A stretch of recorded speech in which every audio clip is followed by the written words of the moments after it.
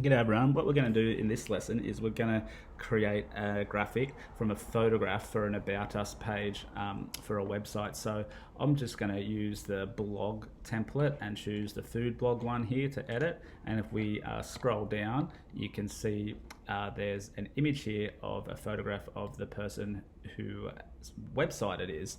Okay, so let's create one of those by using Photoshop. So let's go into Photoshop and we're going to go to open this time, and we're going to find the photograph that we're going to use, and we're just going to open it in Photoshop.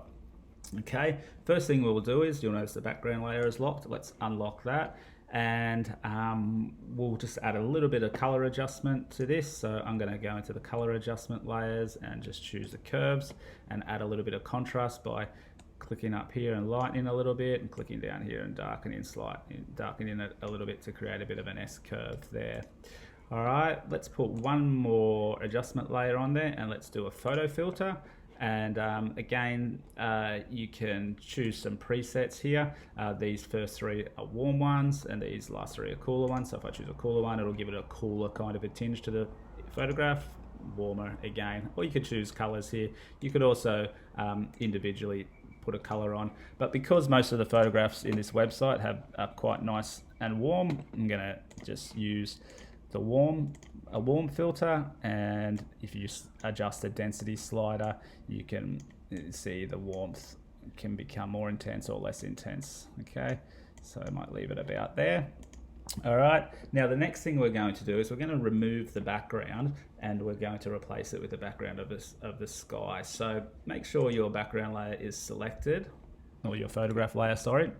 And let's grab the magic wand. If you don't see it, just click and hold and it'll pop up there. And let's just select the background here, and you can see it'll select all the white pixels here. Now up in select, let's grow this so that it kind of grows our selection a little bit better. And the other thing we're going to do is we're going to go back up to select, and we're going to go into similar. All right, and that's going to pick up help separating the little fine strands of hair. Okay, now Command plus to zoom in, you'll notice that when we've chosen similar, it's selected the teeth. If I press delete now, okay, it's going to delete the teeth and these little bits of selection here. So Command Z, I'm going to undo that, and we just want to add to our selection by deleting these set parts here. So let's go to our lasso tool. So select that again, click and hold if you can't see it, and you'll grab it. And let's hold the Option key down on our keyboard and then start drawing circles around these sections that we want to preserve in our image. Okay, and just here. All right, there's a little bit on there, and your image will be different. These parts are okay over here because they're the little bits of the hair. And let's just Command Z, zoom out and hit delete on the keyboard, and that's looking pretty good. Now let's to deselect, hold Command and press D on the keyboard, and it's deselected, and now we've removed the background there quite easily. Let's replace it with a sky by going up to File and Place Embedded. And I've got this photograph of a sky here, and we're going to place it into our photo here. Now let's put it behind our picture, our photograph, by clicking and holding and dragging it down the bottom there. And let's go back to our Move tool, and we'll position this. Hold Command and press T to activate your free transform controls, and I'm going to zoom out one more with Command minus, and let's just make this so it stretches out over there. And you could position this as you see fit. I like the like half white clouds, half blue clouds going across there. Once you're happy with it, press return on the keyboard to set it. And there we go, we've replaced the background. Now what we're going to do is, you'll notice before I go further, sorry, that our color adjustments are affecting the background as well. If I toggle them on and off, and it's actually okay. If we didn't want that to happen, we could double click and we could use our clipping buttons here to clip just to the below layer if we wanted to, but I think it actually works quite well with those adjustments there, so I'm going to leave it. Now what we want to do is we want to create a circle. Grab the circle shape tool, sorry, and make sure shape is selected and not path. Okay, and let's hold shift on our keyboard and draw a circle out that we're going to put, and we're going to use this circle to create a clipping mask to put our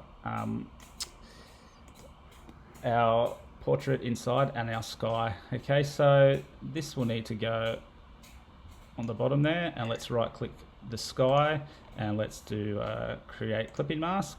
All right, and that's going to clip the sky to our shape, and let's select our picture here and create clipping mask again, and that's going to pop that in there. Okay, so there we have it. Now the last thing we're going to do is export this for the web. So let's go to File, Export, Save for Web.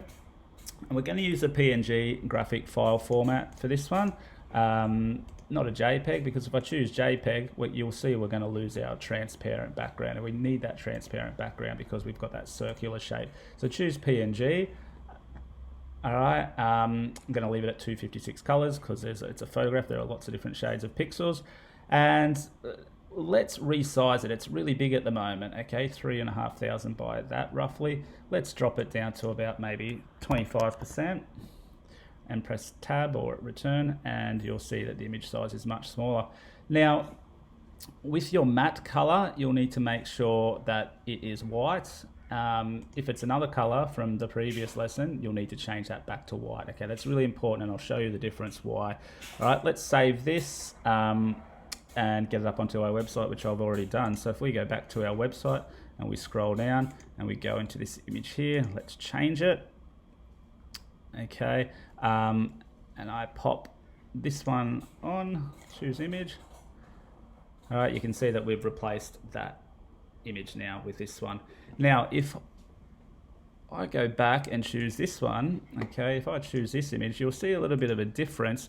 There's a little black outline showing there, and what the cause of that problem is if we go in here, if we have our matte color set to black, for example, it's going to put this little kind of black ring around the edge. Okay, and whenever we're working with transparency, okay, and we're using our designs for the web, it's important that we match the matte color with whatever the background color is on our website, and in this case it is white. So I'm going to undo that to go back to the white one, and there it is, and you can see the black edge is gone, so you've got a nice, crisper, cleaner graphic. There we have it.